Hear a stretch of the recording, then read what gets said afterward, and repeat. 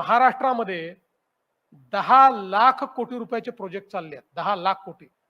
आज देशामध्ये एकही राज्य नाही, इतर कुठलंही राज्य तुम्ही पकडलं तर 5 लाख कोटीच्या वर कोणी नाही. महाराष्ट्र 10 लाख कोटी रुपयाचे पायाभूत सेवा सुविधांचे प्रोजेक्ट करतोय आणि अजून 2 लाख 3 लाख कोटीचे आम्ही आता ऍड करतोय. त्याची सुरुवात आम्ही करतोय. त्यामुळे आपण अर्थव्यवस्थेतले जे काही चॅलेंजेस आहेत त्याच्यामध्ये थांबण्याच्या ऐवजी आपण त्याच्याकरता एक वेगळी पद्धती शोधून काढली. आपण मग काही बीओटीचे नवीन प्रयोग केले, काही हायब्रिड एन्युटीचे प्रयोग केले, काही ठिकाणी आपण व्हीजीएफचे प्रयोग केले. अशा वेगवेगळ्या प्रयोगातनं काही ठिकाणी लँड मॉनिटायझेशन आपण केलं. आता काहीतरी वित्त खातं सगळ्या रेव्हेन्यू जनरेशन करणाऱ्या विभागांची एकत्रित बैठक घेऊन हो. रेव्हेन्यू जनरेशनचा अशा अनेक गोष्टी आपण करतो.